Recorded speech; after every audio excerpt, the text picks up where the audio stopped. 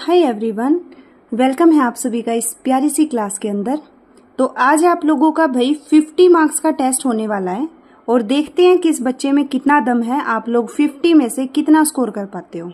Okay, आज ही वाली class से पता चल जाएगा। सपोज करो ये जो 50 नंबर की जीके है ये आपके एग्जाम में आई है, आपके सामने आरपीएफ का एग्जाम देने जाओगे तब, और आप ये देख लो कि आप लोगों की तैयारी किस लेवल पे है, कितने पानी में आप लोग। ठीक है, 50 में से कितना स्कोर रहेगा सारे बच्चे जरूर बताएंगे।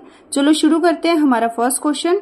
और क्लास अच्छी लगेगी तो कमेंट जरूर करके जाएंगे और शेयर कर देना क्लास को अपने फ्रेंड्स के पास। ओके, निम्न में से किस देश के साथ लगने वाली भारत की सीमा सबसे लंबी है? सबसे लंबी सीमा पूछा है, भारत के साथ कौन से देश की लगती है? विच of the following country share longest border with India? तो राइट आंसर क्या हो जाएगा इसका? बांग्लादेश होगा, श्रीलंका, नेपाल या भूटान? तो मेरे हिसाब से आपने अपना आंसर नोट कर लिया है और 1 से लेके 50 तक की नंबरिंग डाल लो सारे बच्चे, और जोन सा क्वेश्चन सही मिले उस पर टिक करते जाना, गलत मिले गलत करते जाना, फिर अपना लास्ट में स्कोर कर लेना। तो सबसे लंबी सीमा किसके साथ है आप लोगों की? बांग्लादेश के साथ। सबसे लंबी सीमा किसके साथ लगती है? बांग्लादेश के साथ। अगर छोटी सीमा पूछ लेता कि सबसे छोटी सीमा किसके साथ लगती है, तो अफगानिस्तान इसका राइट आंसर हो जाता। ठीक है भाई, अफगानिस्तान इसका राइट आंसर हो जाता। बांग्लादेश के साथ लगती है 4096.7 4096.7 किलोमीटर, और अफगानिस्तान के साथ आपकी लगती है 106 किलोमीटर बस। ठीक है, तो ये आपके लिए इंपॉर्टेंट क्वेश्चन था, आपके एग्जाम में भी देखने को मिलेगा। नेक्स्ट क्वेश्चन पे चलते हैं। नेक्स्ट क्वेश्चन आपके सामने, दूसरा तमिल संगम निम्न में से किस स्थान पे हुआ था? दूसरे तमिल संगम की बात हो रही है। Second Tamil Sangam held at which of the following place? तो कहाँ पे हुआ था? तिरुनवेली में हुआ था, मदुरई में हुआ था, या फिर कपाटपुरम में हुआ था, या फिर दक्षिण मदुरई में हुआ था? तो राइट आंसर बताइए। राइट आंसर हो जाएगा इसका, सेकंड की बात हो रही है तो कपाटपुरम में। सेकंड सम्मेलन कहाँ पे हुआ था? कपाटपुरम में। बात करें तीन सम्मेलन हुए थे, बात करें फर्स्ट सम्मेलन की तो फर्स्ट सम्मेलन हुआ था मदुरई में, सेकंड हो गया कपाटपुरम में, और थर्ड सम्मेलन हुआ था आप लोगों का उत्तरी मदुरई में। ये दक्षिण दे रखा है ना, यहाँ पे उत्तरी कर लो बस, उत्तरी मदुरई में हुआ था थर्ड सम्मेलन। तो तीनों सम्मेलन की बात कर लिया हमने, तमिल संगम की तीनों संगम की बात कर ली है। तो तीनों संगम में से पहला हुआ था मदुरई में, दूसरा हुआ था कपाटपुरम में, तीसरा हुआ था उत्तरी मदुरई में। ठीक है, तो नेक्स्ट क्वेश्चन पे चलते हैं। इसका अपना ठीक या गलत नोट कर लेना साथ ही साथ। पौधों में तने और जड़ों का आकार किस ऊतक के कारण बढ़ता है? पौधे में तने और जड़ों का आकार किस ऊतक के कारण बढ़ता है? तो राइट आंसर इसका क्या हो जाएगा? खुद ही सोच लो, बिना ऑप्शन के भी देख लिया करो एक आधा क्वेश्चन। तो राइट आंसर इसका ए ऑप्शन ही होगा। क्या होगा? ए ऑप्शन ही होगा, शीर्ष विभज्योतक।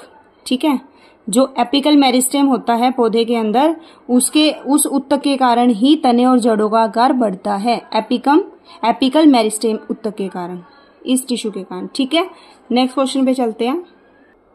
इसका आंसर देने की कोशिश करो कि क्राइस्ट द रिडीमर प्रतिमा किस देश में स्थित है? क्राइस्ट द रिडीमर, ये है ना, पहली बात तो ये किसकी प्रतिमा है आपकी? ये ईसा मसीह की प्रतिमा है भाई, ईसा मसीह की प्रतिमा है। ठीक है, ओके। उसके बाद क्या है, ये दुनिया का है ना सब दूसरे नंबर का, क्या बोला मैंने? ये दुनिया का दूसरे नंबर का सबसे बड़ा आर्ट डेको स्टेचू माना जाता है। क्या माना जाता है? Art deco statue. ठीक है, क्राइस्ट द रिडीमर दुनिया का, ईसा मसीह की है, ये ईसा मसीह का स्टेचू है और ये दुनिया का सबसे दूसरे नंबर का आर्ट डेको स्टेचू माना जाता है। तो ये कौन सी कंट्री में है? आप लोग बोलेंगे कि मैम ये है ब्राजील में। कहाँ पे है? ब्राजील में है, क्राइस्ट द रिडीमर ब्राजील में। ठीक है भाई, ओके। नेक्स्ट क्वेश्चन पे चलते हैं। नेक्स्ट क्वेश्चन आप लोगों के सामने, प्रत्येक उत्पादन पूंजी श्रम भौतिक पूंजी और मानव पूंजी को मिलाकर संभव है, वो क्या कहलाते हैं? Each production is possible by combining land, labour, physical and human capital is called. तो क्या कहलाएंगे भाई, बताओ? तो ये कहलाएंगे, सोच लिया होगा आपने, राइट आंसर हो जाएगा इसका सी, कंपोनेंट्स ऑफ प्रोडक्शन कहलाएंगे। क्या कहलाएंगे? Components of production. ठीक है, ओके। चलो नेक्स्ट क्वेश्चन पे चलते हैं।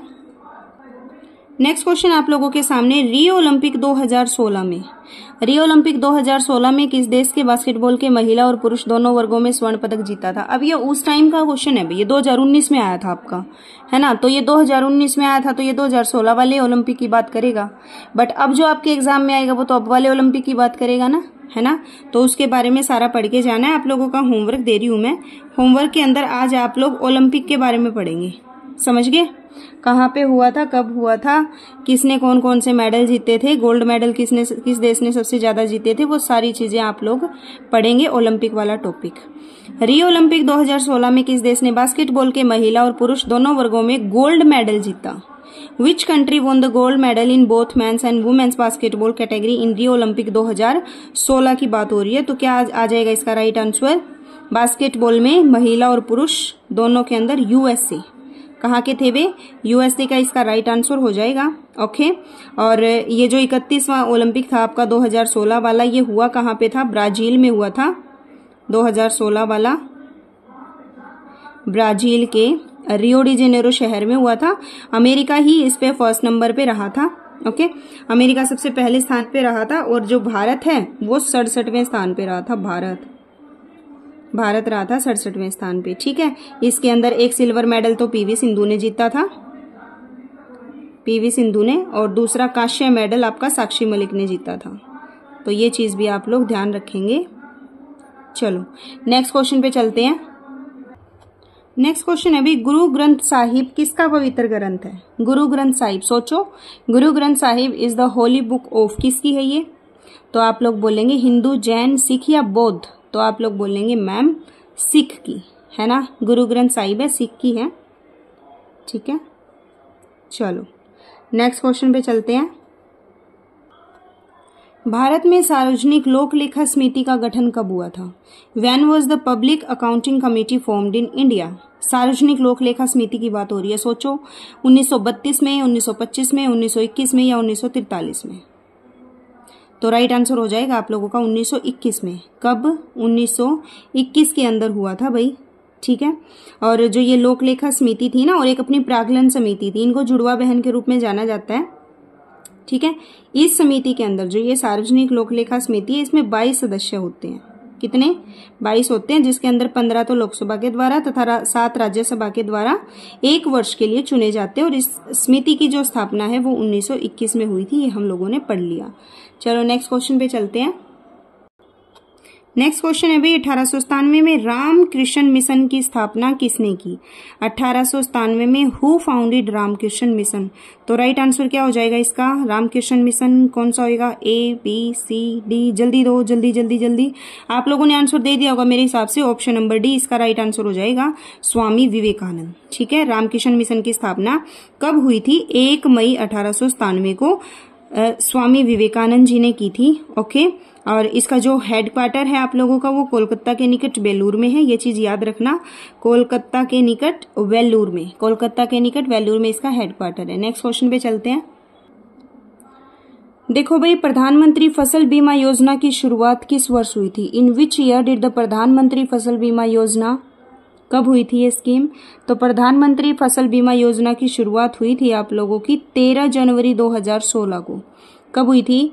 13 जनवरी 2016 को, ठीक है। नेक्स्ट क्वेश्चन पे चलते हैं। नेक्स्ट क्वेश्चन है, जापान की मुद्रा क्या है? जापान की मुद्रा क्या है भाई? What is the currency of Japan? जापानी क्रोना है, जापानी रियाल है, जापानी येन है या जापानी बोलीवर है? तो आप लोग क्या आंसर देंगे? जापान की मुद्रा है जापानी येन। क्या है?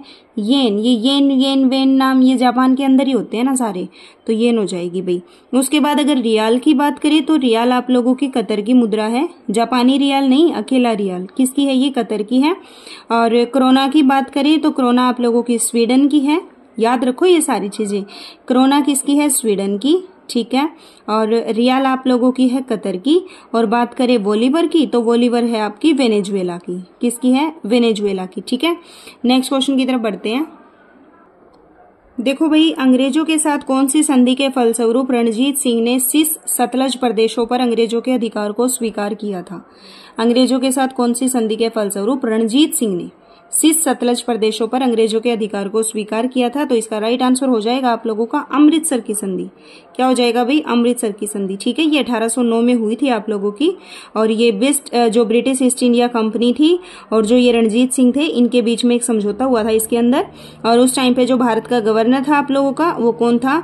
वो जनरल लॉर्ड मिंटो था। ठीक है, इसके अंदर क्या हुआ था, जो ये सतलुज नदी है, इसके पार की जो पंजाब की रियासतें थी, उनके ऊपर अंग्रेजों का काबू था भाई। ठीक है, अंग्रेजों के काबू में आ गई थी वो इस संधि के अकॉर्डिंग। और जो सतलुज के पश्चिम में पंजाब राज्य का जो शासक था, वो रणजीत सिंह को मान लिया था। ठीक है, तो ये संधि हुई थी इनके बीच में। और संधि हुई कब थी? अमृतसर की संधि रणजीत सिंह और ब्रिटिश ईस्ट इंडिया कंपनी के बीच 1809 में हुई थी अमृतसर की संधि। समझ आ गया? नेक्स्ट क्वेश्चन है,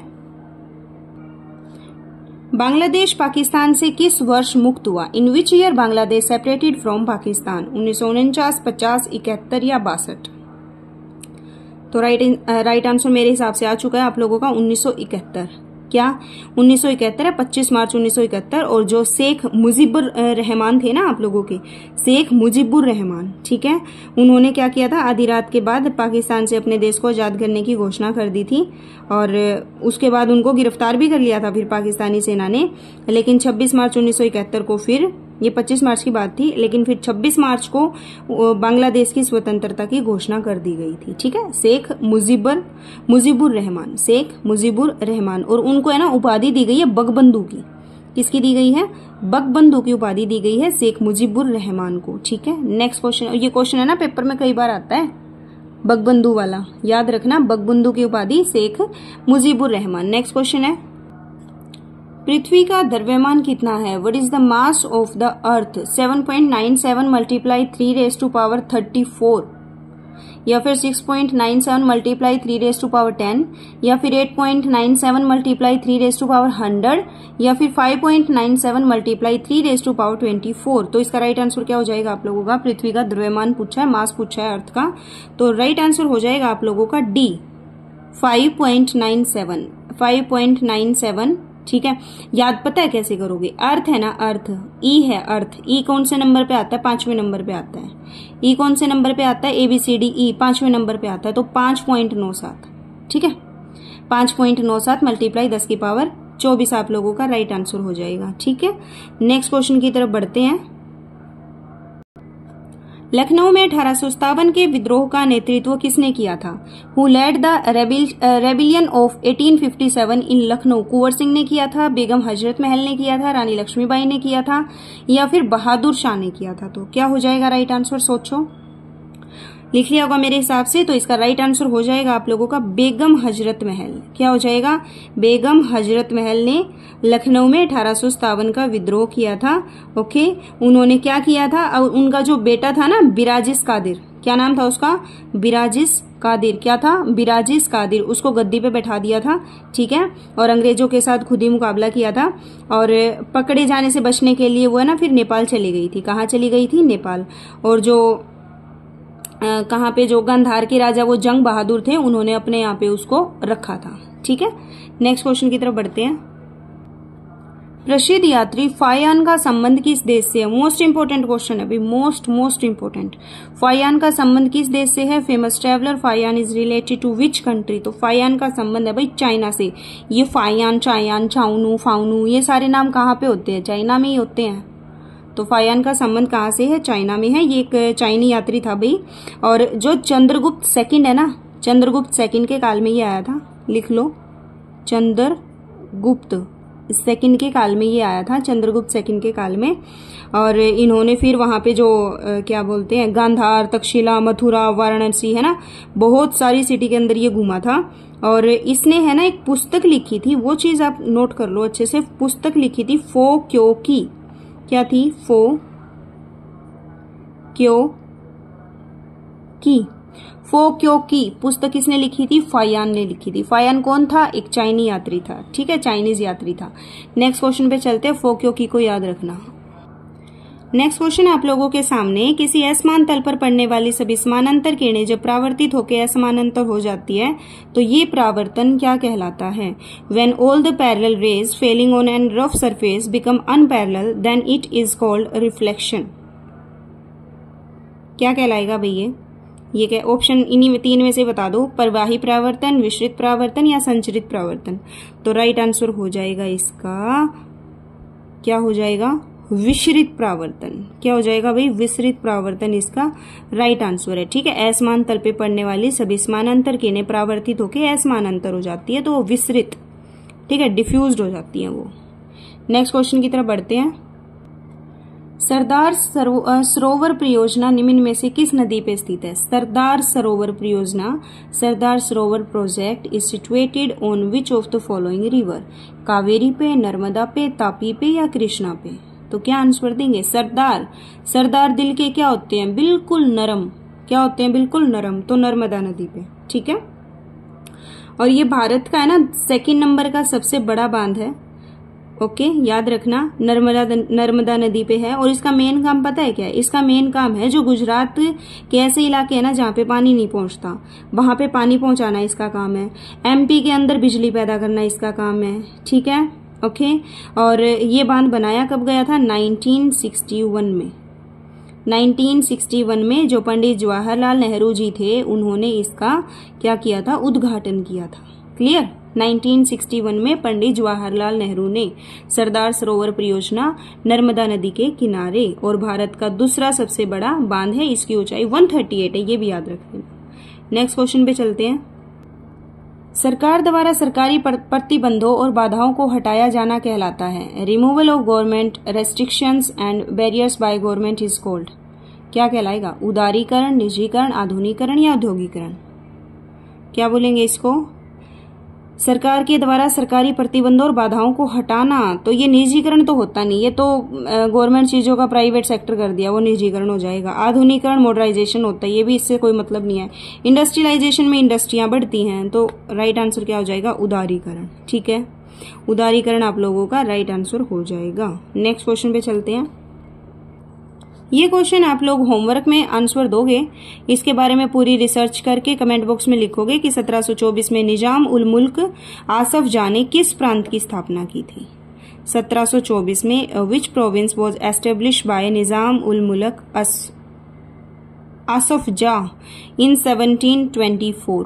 ठीक है, तो राइट आंसर आप लोग देंगे, क्या आ जाएगा इसका? नेक्स्ट क्वेश्चन पे चलते हैं।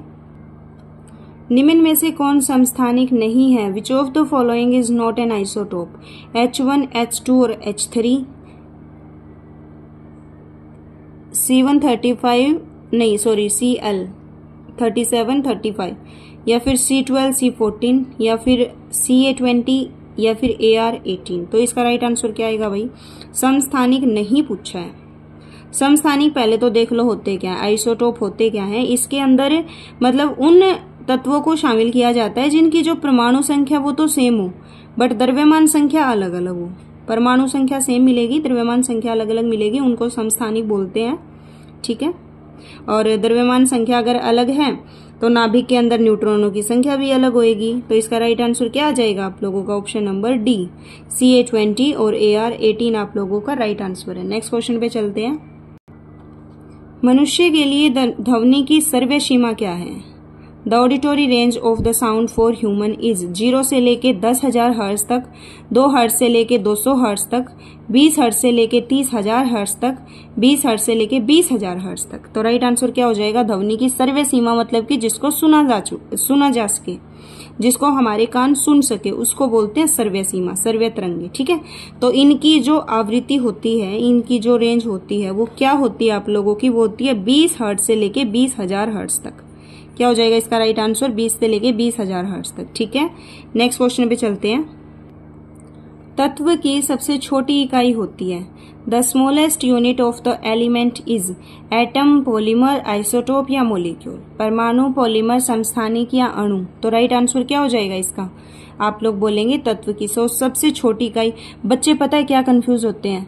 बच्चे यहाँ पे कंफ्यूज होते हैं, वो अणु को सबसे छोटा बोल देते हैं, बट एटम होते हैं सबसे छोटे। एटम से मिलके मॉलिक्यूल बनता है। ठीक, इस वर्ड पे मत जाना कि ये 2 अक्षर का वर्ड है तो ये छोटा, ये 4 का है तो ये बड़ा है, ऐसे मत जाना। ठीक है, ओके। तो क्या हो जाएगा इसका राइट आंसर? परमाणु इसका राइट आंसर हो जाएगा। सबसे छोटा भाग होता है ये, और इसका जो ये बनता है वो किससे बनता है? प्रोटॉन, न्यूट्रॉन तथा इलेक्ट्रॉन से मिलके बना होता है। किससे? प्रोटॉन, न्यूट्रॉन और इलेक्ट्रॉन से मिलकर बनता है। सबसे छोटी इकाई होती है किसी भी एलिमेंट की। Next question, National Stock Exchange of India Limited की स्थापना किस वर्ष हुई थी? In which year the National Stock Exchange of India Limited was establish? कब हुई थी? 1989 में, 1980 में, 1991 में या 1992 में? तो राइट आंसर हो जाएगा इसका 1992 के अंदर। ठीक है, 1992 में हुई थी और मुंबई के अंदर। कहाँ पे? मुंबई। ओके, मुंबई में हुई थी national Stock Exchange of India Limited की स्थापना। नेक्स्ट, और ये है ना विश्व का तीसरा सबसे बड़ा स्टॉक एक्सचेंज है, ये भी याद रखना। कौन से नंबर का? 3rd नंबर का। नेक्स्ट क्वेश्चन पे चलते हैं। पहले राष्ट्रीय शीतकालीन खेल किस वर्ष आयोजित किए गए थे? Which year was the first national winter sports held? 1992 में, 47 में, 96 में या 2000 में? तो इसका राइट आंसर क्या आ जाएगा? पहले राष्ट्रीय शीतकालीन खेल आयोजित किए गए थे 1996 के अंदर। कब किए गए थे? 1996 के अंदर। ठीक है, अब बात गेम की हो रही है, तो राष्ट्रीय खेल दिवस है वो कब मनाया जाता है? कब मनाया जाता है? 29 अगस्त को। कब? 29 अगस्त को। किसके नाम पे मनाया जाता है ये जरूर बताना सारे बच्चे कमेंट करके। देखते हैं यहाँ तक कौन किसने क्लास को देखा है। 29 अगस्त को जो खेल दिवस मनाया जाता है वो किसके नाम पे मनाया जाता है? किसके जन्म दिवस में मनाया जाता है? नेक्स्ट क्वेश्चन है, संविधान के अनुसार लोकसभा में कितने सदस्य होते हैं? How many members are there in the Lok Sabha according to the constitution? 545 सदस्य, 552 सदस्य, 550 सदस्य या 551 सदस्य? सोचो, how many member are there in the Lok Sabha according to the constitution? तो इसका राइट आंसर हो जाएगा आप लोगों का 552। क्या हो जाएगा? 552 इसका राइट आंसर हो जाएगा। ये है ना किस रेशियो में, किस उसमें होता है ये? 530, 20 और 2 ऐसे होता है ये। ठीक है, और वर्तमान के अंदर अभी प्रेजेंट में तो 545 है। क्या है? 545 है। इसके अंदर जो 2 सदस्य होते हैं आप लोगों के, वो राष्ट्रपति के द्वारा मनोनीत किए जाते हैं, तो 2 सदस्य वो लेगा। ठीक है, तो ये हो जाएगा इसका राइट आंसर क्या? 552 होते हैं, लेकिन अभी वर्तमान में है 545। नेक्स्ट क्वेश्चन पे चलते हैं। सुधीरमन कप का संबंध किस गेम से है? Which game is related to Sudirman cup? Hockey, football, golf या बैडमिंटन? सुधीरमन कप के बारे में बात हो रही है। सुधीरमन, हमारा मन है ना, हमारा मन ऐसा करता है, बस इस गर्मी के अंदर तो है ना एसी चला और हम बेड पे सोए रहे आराम से, है ना। ठीक है, सुधीरमन, तो कहाँ पे सोए रहे? बेड पे। Badminton is the right answer. क्या हो जाएगा? बैडमिंटन इसका राइट आंसर हो जाएगा। ठीक है, और इसकी शुरुआत हुई थी आप लोगों की 2003 के अंदर, ये चीज भी याद रखना। सुधीरमन की शुरुआत हुई थी 2003 के अंदर। नेक्स्ट क्वेश्चन पे चलते हैं। कोयल और सांख नदियों के संगम को किस नाम से जाना जाता है? ये क्वेश्चन नंबर 28 है। ठीक है, क्वेश्चन पढ़ लो एक बार, फिर ऑप्शन दिखाऊंगी आप लोगों को। कोयल और सांख नदियों के संगम को किस नाम से जाना जाता है? नेक्स्ट ऑप्शन देखना अभी। देखिए भाई, ऑप्शन आपके सामने, वैतरणी नदी, गोदावरी नदी, कावेरी नदी या ब्राह्मणी नदी। क्या आंसर देंगे आप लोग? तो ब्राह्मणी नदी इसका राइट आंसर हो जाएगा। ठीक है, और ये उड़ीसा के अंदर, कहाँ पे? उड़ीसा के अंदर एक मौसमी नदी है, और इसका जो निर्माण है वो सांख और कोयली नदियों के संगम से हुआ है, और ये है ना बंगाल की खाड़ी में उससे पहले ही, गिरने से पहले एक बहुत बड़ा डेल्टा भी बना लेती है, तो याद रखना ब्राह्मणी नदी is the right answer. Next question पे चलते हैं। मेंस हॉकी एशिया कप 2017 निम्न में से किस देश ने जीता था? मेंस हॉकी एशिया कप 2017 की बात हो रही है। अब ये भी उस टाइम पे करंट का क्वेश्चन था, तो अब इसका कोई मतलब बनता नहीं है। ठीक है, तो स्किप करते हैं इस क्वेश्चन को हम। नेक्स्ट क्वेश्चन पे चलते हैं। वो क्वेश्चन स्किप इसलिए किया भाई क्योंकि हमारे पास इतना फालतू का टाइम नहीं है। रियल बताऊं तो हमें स्मार्ट स्टडी करके पढ़ना पड़ेगा अगर एग्जाम क्लियर करना है, तो चीजें वही पढ़ो जो एग्जाम में आई, है ना। फालतू की चीजें पढ़नी नहीं है, हमें पढ़ो उतना जो काम आए। अब ये लाइफ टाइम अचीवमेंट अवार्ड है, तो ये इंपॉर्टेंट है तो ये 2018 का, बट अवार्ड भी तो देखो ना कौन सा है, लाइफ टाइम अचीवमेंट अवार्ड है। तो 2018 के अंदर किसको मिला था ये? अपर्णा पोपट, प्रकाश पादुकोण, नंदू एम नाटेकर या फिर पुलेला गोपीचंद। तो इसका राइट आंसर हो जाएगा आप लोगों का प्रकाश पादुकोण। ठीक है, फुटबॉल बैडमिंटन खेल में योगदान के लिए 2018 में लाइफ टाइम अचीवमेंट अवार्ड मिला था प्रकाश पादुकोण को। नेक्स्ट क्वेश्चन है, प्रारंभ में सर्वोच्च न्यायालय के लिए निर्धारित जजों की संख्या कितनी थी? पहले सर्वोच्च न्यायालय के अंदर जो जज हुआ करते initially, what was the number of जजेस set for the Supreme Court? तो कितनी थी? इसका राइट आंसर हो जाएगा 8 जज। कितने थे उस टाइम पे? 8 जजों की संख्या थी। ओके, और आर्टिकल कौन सा है? 124A। 124A के अकॉर्डिंग मूल संविधान जो था उसमें सुप्रीम कोर्ट के लिए एक मुख्य न्यायाधीश होएगा। इस 8 में 1 और 7 है, ठीक है। एक मुख्य न्यायाधीश होएगा और 7 बाकी के जज होंगे। नेक्स्ट क्वेश्चन पे चलते हैं।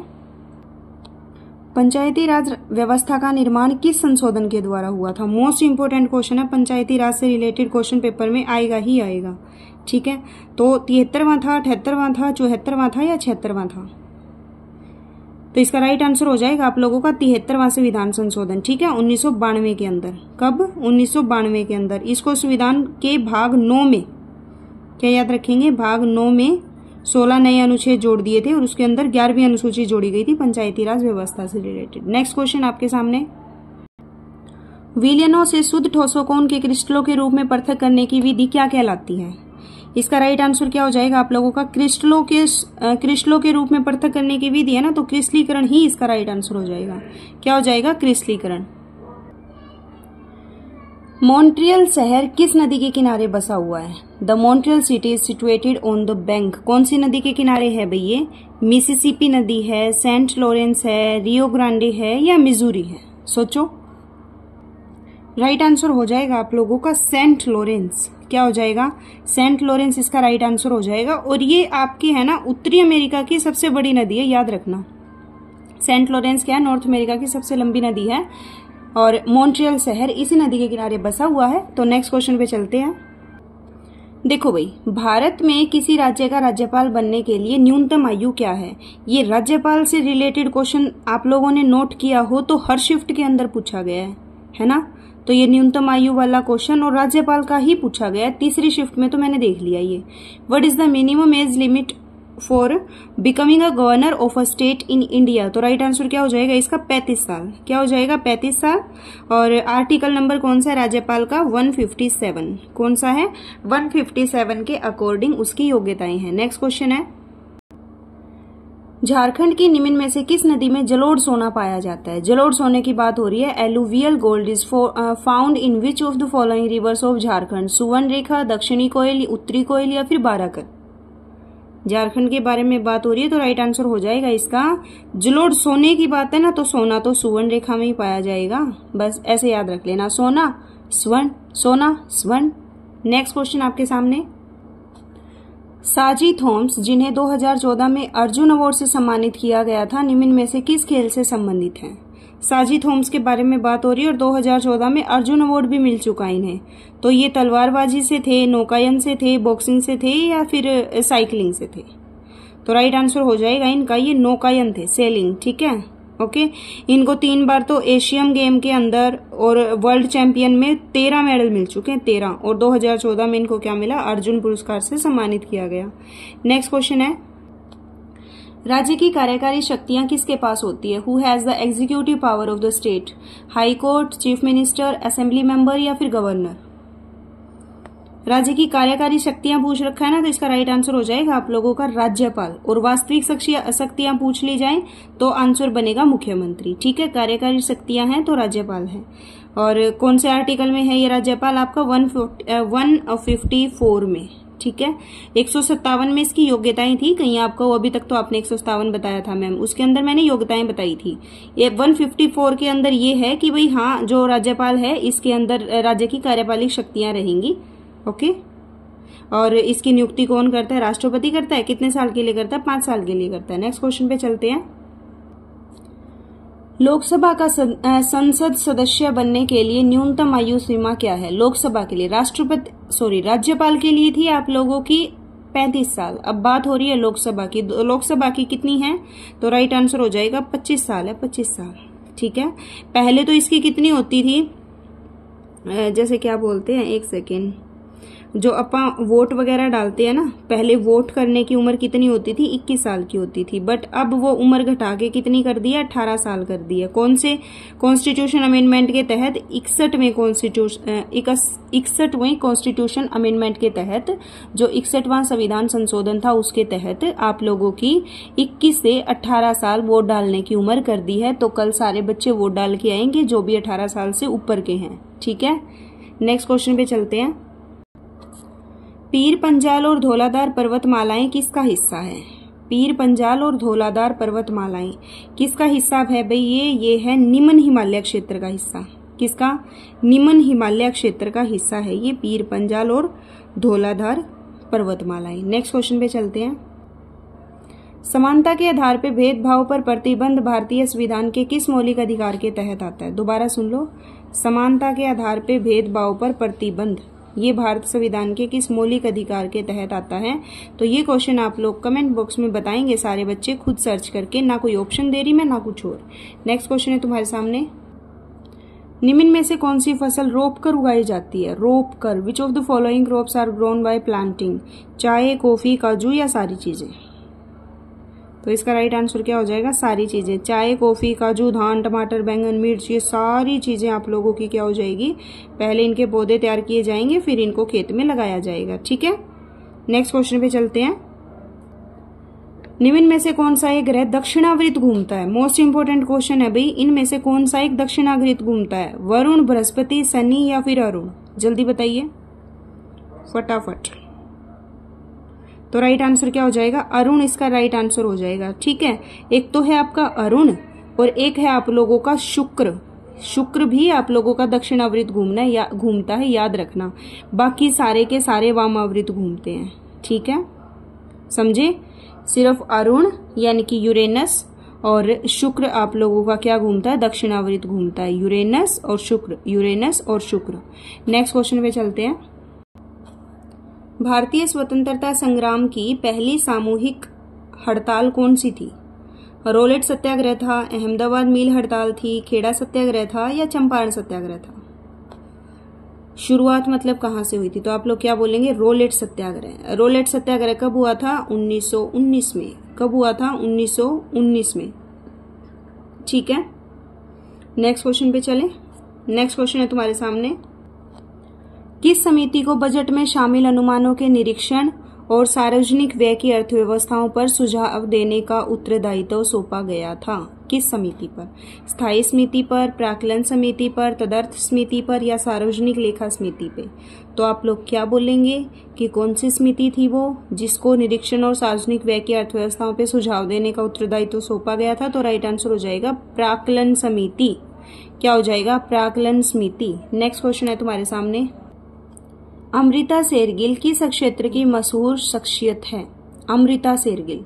तो अमृता शेरगिल क्या है भाई? आप लोगों की एक पेंटर है। क्या है? पेंटर है अमृता शेरगिल। नेक्स्ट क्वेश्चन है। निम्न में से कौन सा भारतीय संसद का स्थायी सदन है? स्थायी सदन की बात हो रही है। लोकसभा है, विधान परिषद है, विधानसभा है या राज्यसभा है?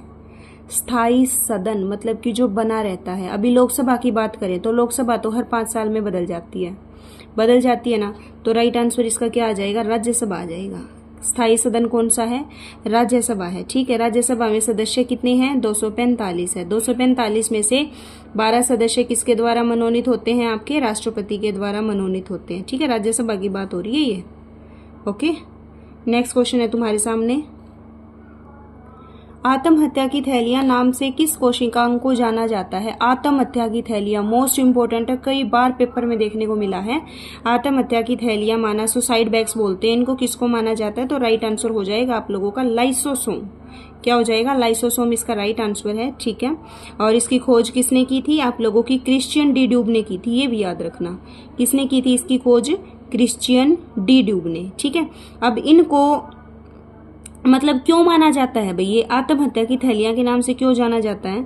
क्योंकि इसके अंदर क्या होता है, जैसे जिस कोशिका में ये पाए जाते हैं वहां पे क्रियाएं होती है बहुत सारी, तो वहां पे उन क्रियाओं से संकुचन होके ये जो लाइसोसोम है वो फट जाते हैं। क्या हो जाते हैं? फट जाते हैं। कहाँ पाए जाते हैं? ये यूकेरियोटिक कोशिका के अंदर। लाइसोसोम कहाँ पाए जाते हैं? यूकेरियोटिक कोशिका के अंदर पाए जाते हैं।